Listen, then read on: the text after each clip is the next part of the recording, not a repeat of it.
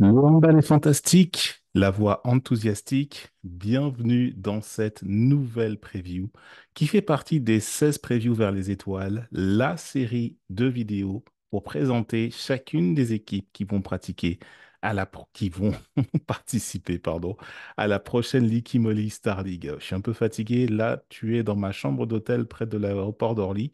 Voilà, je voyage un petit peu. J'étais à Toulouse chez Live Média. Là, quand je suis pas sur le bassin d'Arcachon, là, je suis près de Paris à l'aéroport. Bref, il faut absolument que les previews sortent, quel que soit l'endroit où je me trouve.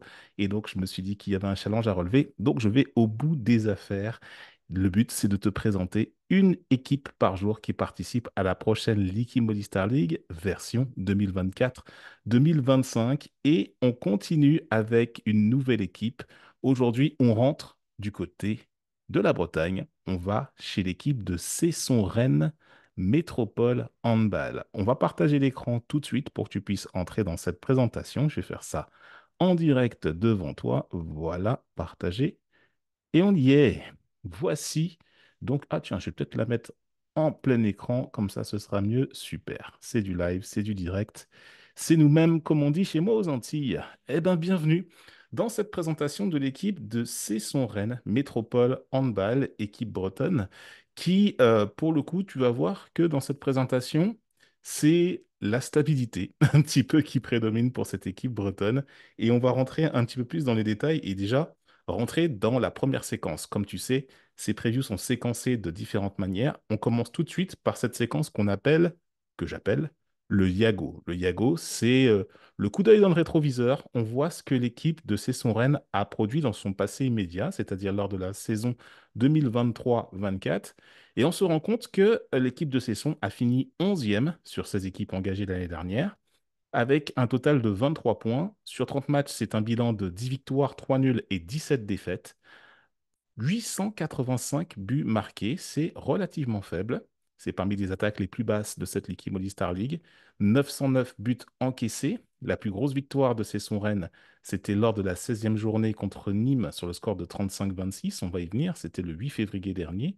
Et la plus lourde défaite, c'était justement contre les voisins de Nîmes, Montpellier, -10, 36-26, c'était le 8 mars dernier, et tu vas voir que tout ça, ça s'est créé dans un contexte que je vais te décrire maintenant, puisque lorsqu'on regarde un petit peu la saison de Cesson-Rennes, le démarrage, bon, il était assez encourageant, simplement que Cesson-Rennes a commencé par une victoire contre Saran sur le score de 30-25, et en fait, à cette époque-là, au tout début de ce championnat de version 23-24, Cesson arrivait avec une réputation d'équipe qui était difficile à battre à la maison sur la lancée de ce qu'elle avait fait lors de la saison précédente. Et donc, pour le coup, c'était encore auréolé de cette étiquette que Cesson est arrivé contre Saran et donc s'est imposé avec beaucoup d'autorité contre une équipe qui, on le verra à la fin de la saison, et je te l'ai déjà annoncé dans les précédentes previews, a dû céder sa place en Ligue et descendre en Pro League après une fin de saison épique. Mais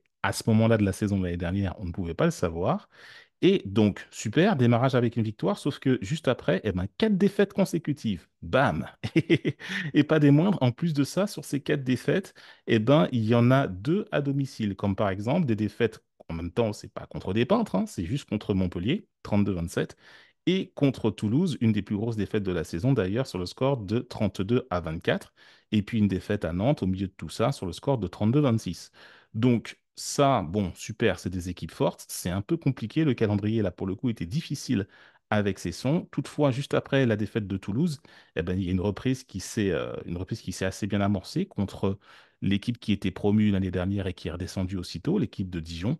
Victoire sur le score de 33-29. Après ce début de saison, on va dire un petit peu mitigé, on a quelques éclats avec pas mal d'irrégularités, pas mal de petites choses comme ça qui se sont présentées. Et si tu veux, qu'est-ce qui s'est enchaîné? Une victoire contre Évry, 32-26, ok. Une belle victoire lors du match aller contre Nîmes, 30-24, très belle victoire, mais à cette époque-là, Nîmes n'était pas forcément en très très bonne forme, très bien. Et après, par contre, des grosses défaites pendant cette période, en fait, de la deuxième partie des matchs allés. avec un -3 à Créteil, un -4 contre Dunkerque, -3 à Limoges, -8 à Paris, -3 à Chambéry, -2 à Aix. Attends, c'est quoi l'objectif de ces sons là? On comprend pas. Déjà qu'il y a eu 4 défaites consécutives au début. Tout de suite, à ces sons, on se dit, oula, la réputation d'équipe imprenable à domicile, là, non, non, là, ça va pas être du tout le cas cette année.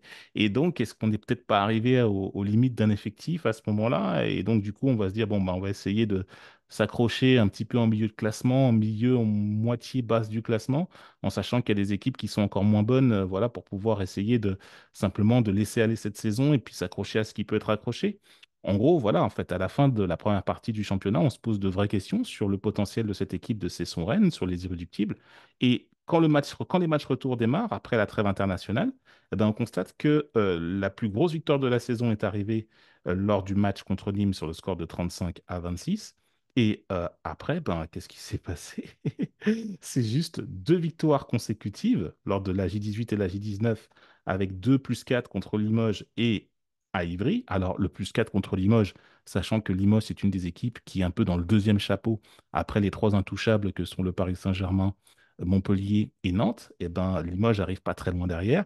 Donc, du coup, c'est probant de pouvoir s'imposer. Là, on se dit, ben, tiens, cette équipe de Cesson, elle peut faire quelque chose, et donc, pourquoi pas?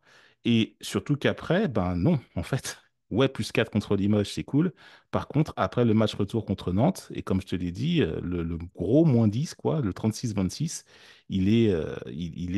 enfin, voilà, quoi. Enfin, c'était pas contre Nantes, qu'est-ce que je te dis? C'est contre Montpellier. En plus, c'est la plus grosse défaite de la saison. Non, là, on se dit clairement qu'en plus, dans le derby un petit peu entre Rennes et Nantes, non, ça va pas pouvoir le faire. Après, bon, bah, on se dit, OK, on essaie de faire une fin de saison honorable, une série de 4 matchs sans défaite qui s'enchaînent. Dans ces 4 matchs, il y a 2 matchs nuls. Un contre Saint-Raphaël, 26-26. Par contre, un autre un peu plus problématique contre Saran, 34 partout.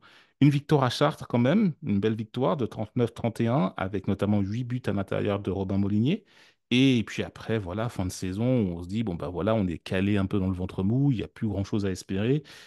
3 défaites de suite. Bon, une contre Paris, logique sur le score. Enfin, là, je sais pas le score, mais je sais qu'il s'incline de 3 buts. Et c'était à domicile. À Montpellier, défaite large de 8 buts. Et contre Aix, par contre, là, défaite beaucoup plus serrée, défaite d'un but sur le score de 30-29. Et si tu veux, ben, ces sons s'intercalent juste au-dessus de l'équipe que je t'ai présentée juste avant, l'équipe de Chartres. Voilà, sur le 11e position. Et encore à ce moment-là, il y a bataille un peu avec Dunkerque pour la 10e place. On ne sait pas trop. Enfin bref, c'est le ventre mou. Il se passe pas grand-chose. On n'a pas d'objectif d'aller trop devant parce qu'on sent qu'on n'a pas les moyens d'aller titiller des équipes comme qui se battent pour la Coupe d'Europe, comme Nîmes, comme Chambéry. C'est un peu juste. Par contre, on sait qu'on est beaucoup plus fort que des équipes comme Ivry, comme Créteil, comme Saran, comme Dijon. Donc, on va s'intercaler là et on va laisser couler cette fin de saison. Donc, du coup, 3 défaites de suite. Une contre Paris, donc de -3, une à Montpellier de -8 et une contre Aix, donc de -1, comme je t'expliquais. Et donc, pour finir après, arbitre des duels de fin de saison, en sachant que tu rencontres en fin de saison Dijon et Créteil. Dijon, lors de la 28e, eh ben, c'est une victoire sur le score de 32-29. Et cette victoire, justement, expédie Dijon en Pro League, qui n'a plus, à ce moment-là, plus aucune chance de remonter, de se sauver. Et après, c'est une défaite du côté de Dunkerque sur le score de 31-25. Et après, tu deviens arbitre comment dire, notamment du bas de tableau lorsque tu reçois Créteil chez toi et que tu permets à Créteil de se sauver en faisant match nul sur le score de 32-32. Les Cristoliens sont arrivés avec de fermes intentions de faire un résultat assez son. Toi, c'est ton dernier match à domicile. En plus de ça, il y a des vieux loupards qui s'en vont, notamment dédicace à Sylvain Aucher, l'ancien capitaine, qui, voilà, on veut quand même finir sur une bonne note. Et finalement, ben, un match nul qui contente un petit peu tout le monde, qui vient clôturer une saison un peu irrégulière, mi-figue, mi-raisin du côté de Cesson, et Créteil qui vient se sauver sur ton parquet. Bon, ben voilà, quoi, on va dire que c'est une saison 23-24, je dirais pas oublié, quoi, mais c'est pas forcément passé grand-chose du côté de Cesson-Rennes. Et là, maintenant qu'on a fait un petit peu ce coup d'œil dans le rétro, on va aller un peu voir justement ce qui s'est passé au niveau des effectifs, quoi. Et là, on constate, alors je t'ai mis 4 départs, en fait, là, j'ai pas corrigé ma slide, mais en fait, il y en a 6. 6 départs, 6 joueurs qui sont partis, dont le gardien emblématique et expérimenté Arnaud Tabaran, qui s'en va à l'issue de 2 saisons passées du côté de Cesson-Rennes, qui va maintenant préparer une reconversion tout en jouant du côté de Billière en Pro League. Et maintenant, c'est au tour de Alejandro Romero, qui était en fait aussi deuxième gardien, qui a fait une pige du côté de Cesson-Rennes et qui est parti. C'est un habitué, un vieux routier de la Ligue Moly Star League qui a fait un petit peu pas mal d'équipes et qui est parti du côté de Dunkerque cette année. Là maintenant, c'est au tour de Sylvain Aucher. Alors Sylvain Aucher, on ne sait pas s'il arrête. On n'a pas l'info aujourd'hui sur ses intentions, mais on sait que voilà, il n'a pas poursuivi son contrat du côté de Cesson-Rennes. Aussi, Christian Horstedt, Aaron Ekren et Timothée Bochet ne sont pas dans l'effectif au départ. Ils sont partis sous d'autres cieux, jouer dans d'autres clubs en Europe. Et donc voilà, donc tu as plusieurs départs.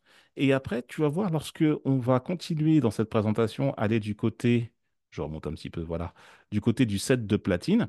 Déjà, tu as une moyenne d'âge qui est un petit peu élevée. C'est la plus élevée des équipes qu'on ait fait jusqu'à maintenant, 29 ans de moyenne d'âge. Donc, on a une équipe qui est certes très expérimentée, mais lorsque je vais analyser un petit peu dans le profil des joueurs et surtout voir quels sont leurs contrats avec ces sons, eh ben, il y a énormément de joueurs qui terminent leur contrat en principe à la fin de l'année 2025. Je suis en train de me poser la question s'il n'arrive pas une espèce de fin de cycle à la Glace Arena du côté de Rennes. Et donc, je te présente l'effectif. On va commencer par les gardiens. Eh ben déjà, tu as donc pour remplacer Arnaud Tabaran qui est parti, un autre gardien expérimenté qui arrive en provenance d'Ivry, Mate Sunic, le Croate, qui arrive pour 3 saisons du côté de Rennes. Tu as Milos Bosevic qui était déjà là l'année dernière, le Bosniaque qui vient faire la doublette avec Mate Sunic. Ensuite, la base arrière, de gauche à droite, arrière gauche, Matteo Briff et Robin Molinier. Demi-centre, Ludwig Apollinaire, on connaît bien, et Romain Briff, le frère de Matteo, sachant que Romain et Matteo peuvent jouer demi-centre et arrière-gauche. Bon, voilà, quoi, ça peut mouliner un petit peu tout ça, ça peut faire le nombre sur les deux postes. Et sur le côté droit, on a Mathieu Salou et l'Israélien Daniel Mossindi. Daniel Mossindi qui commence jeune Israélien, 23 ans, mais qui commence à se faire connaître un petit peu, qui commence à rouler sa bosse en Liquimoli Star League dans cette équipe de Cesson-Rennes.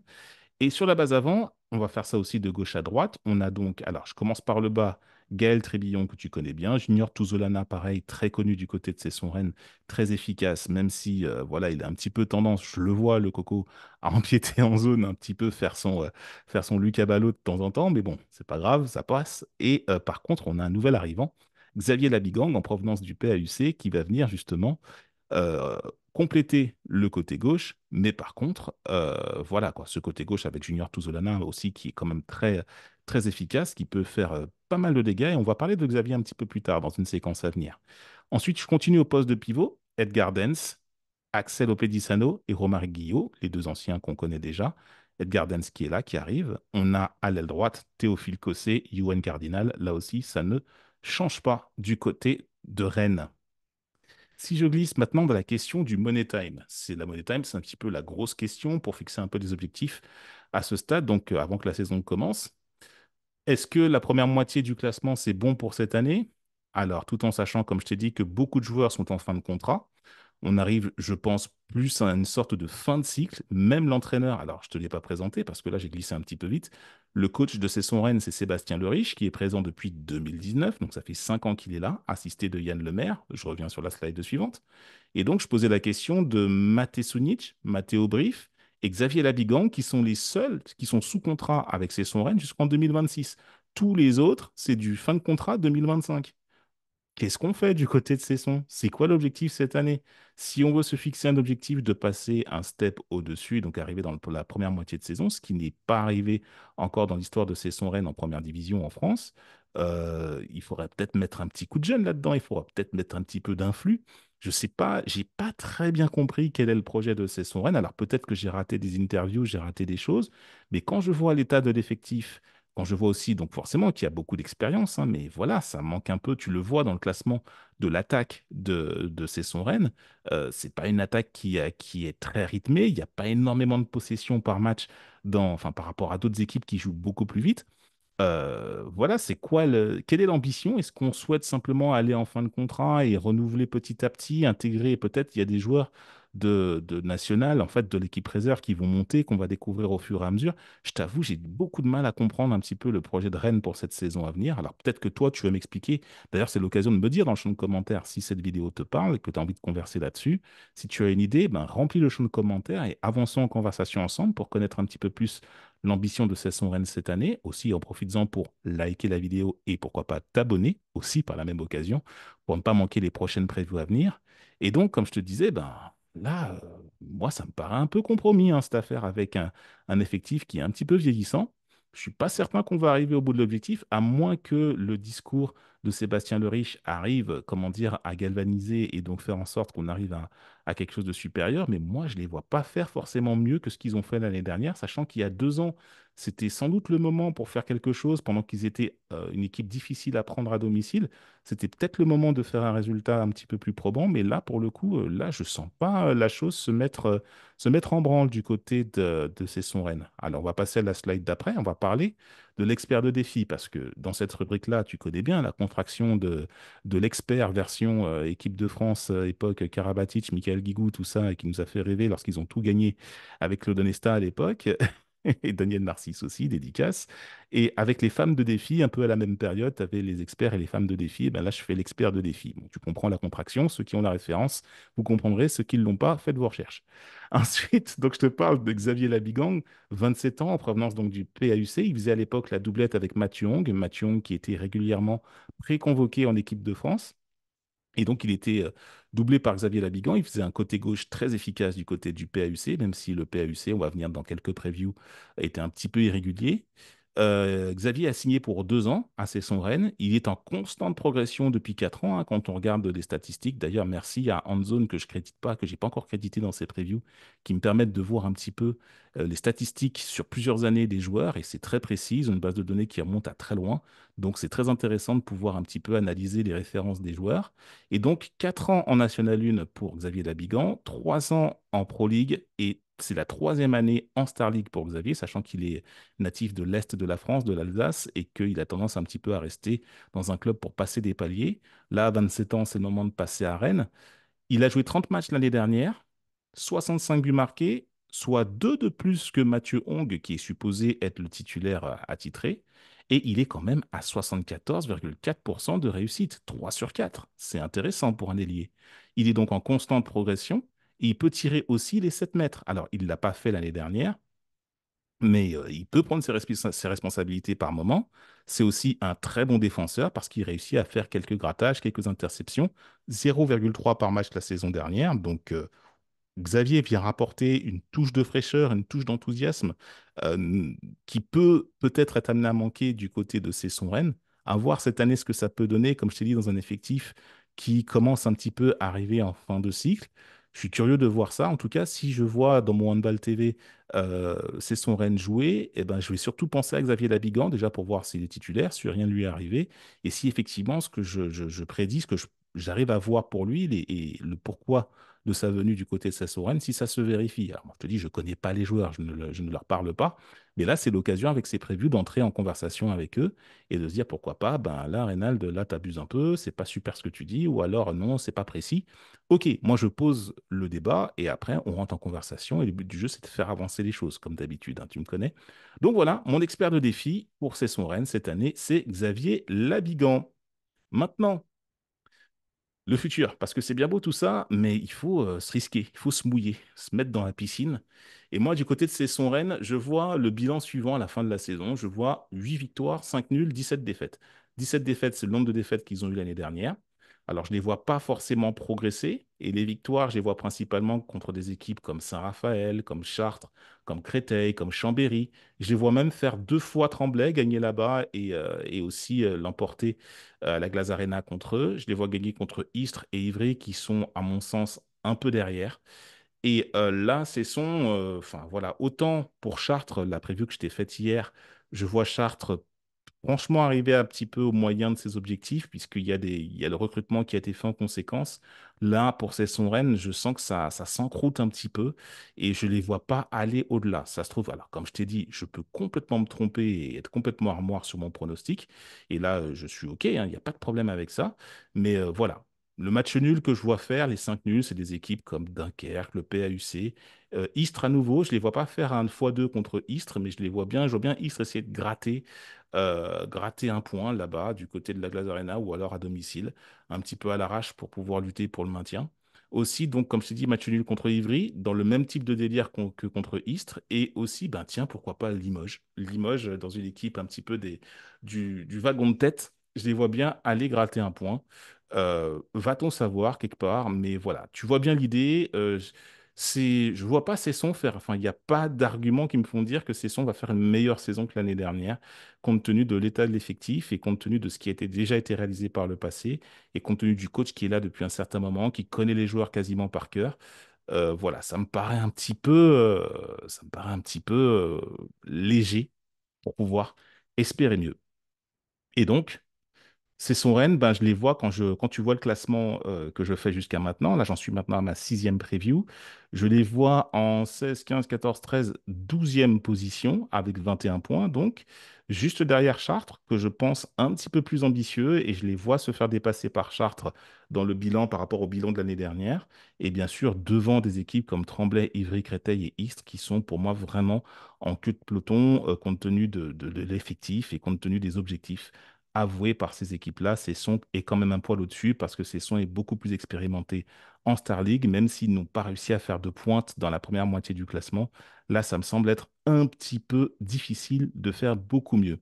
Donc, comme tu peux voir, je suis pas très optimiste pour Cesson-Rennes, mais je peux me tromper. Allons-y voir.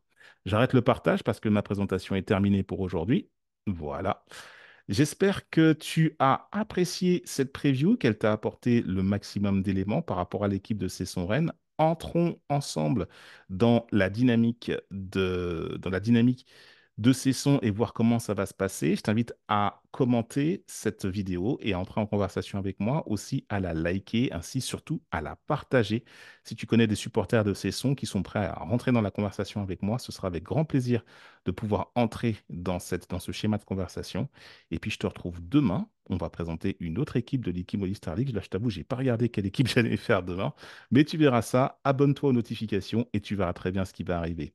Voilà, je te souhaite de beaux moments, de beaux instants, une belle reprise de l'Ikimoli Star League. Et on se reparle demain pour une prochaine preview vers les étoiles de la l'Ikimoli Star League. À très bientôt.